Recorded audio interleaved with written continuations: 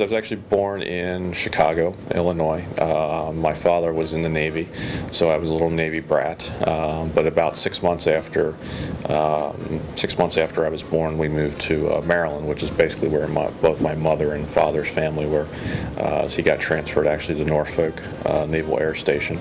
So I basically was born and raised just outside Westminster, Maryland, about 30 minutes west of Baltimore. Went to Francis Scott Key High School, aka Cornfield High.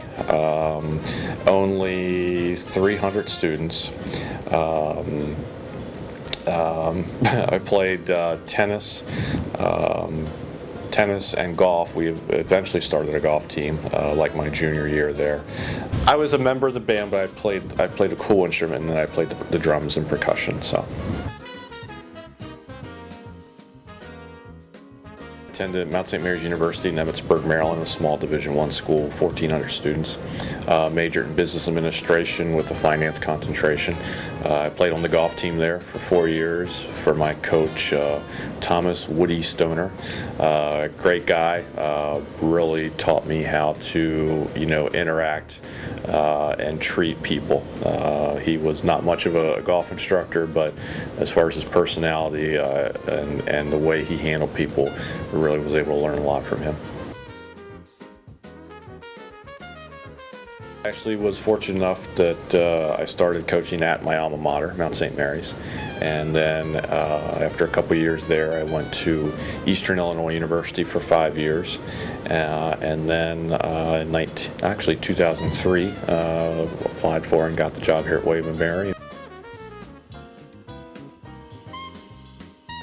Having grown up in the Mid-Atlantic region, I was familiar and played college golf in the Mid-Atlantic region. I was familiar with William & Mary, I was familiar with the Williamsburg area. I was familiar with the golf facilities and opportunities here. So, when, having been in the Midwest for 5 years, I'm not a Midwest person or a Midwest weather person.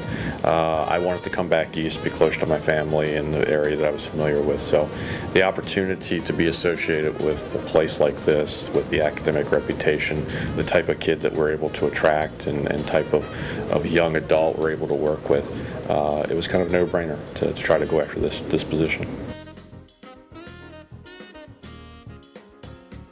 I think it's a great environment for a young adult to spend their college career in. The atmosphere around here, there aren't a lot of distractions.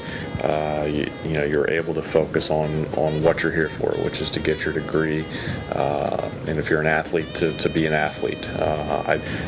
We don't have a lot of the distractions or that say a major urban campus does. The crime rate is virtually nothing around here.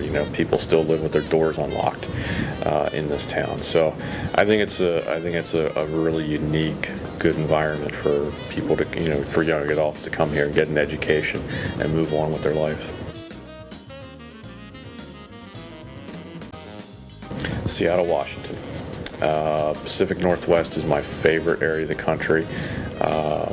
Even when I was, even in high school, I loved the Pacific Northwest. I've probably been out there at least a dozen times, and got married there, in the city of Seattle. So it's a very special place. Certain places in the country you just feel at home, and I love the people there, I love the area. It's got a little bit of everything: water, mountains. The Pacific Northwest, Seattle, Vancouver, that's my favorite area of the country. I think there's a few different people that, in varying walks of lives that have inspired me. I'm a big World War II buff, so George Patton is one of the, despite his fatal flaws, his attitude and his passion really inspire me. As a golfer, Tom Watson's my hero, just the way he conducts himself on the golf course, the gentleman golfer, as you would like to call him. growing up, Ronald Reagan was an inspiration to me.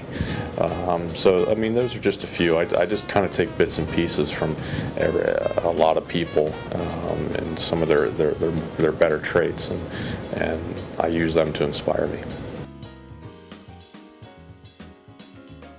I love to ski. My wife got me hooked on it. I've been skiing now for 4 years. Had never skied before I met her. Her family's a big ski family, and now I jokingly say I'm Franz Klammer. I love to ski. I've gotten good enough where I go down black diamonds and go and bowl at the bowls and stuff, and it's one of my favorite things to do, where I can just let loose. Go down the mountain with a lot of speed and hopefully don't fall on my rear end.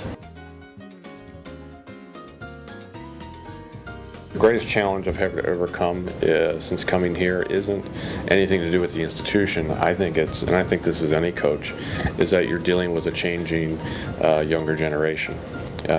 So that is you continually trying to learn how to deal with the next generation, and it's even it varies from a couple years to 2 to 3 years down the road. You might the youth of America is changing, and you have to adapt as a coach to learn how to deal with them, motivate them, and coach them. So I think that's the biggest challenge that I've had, because I definitely have seen it in now almost 10 years here.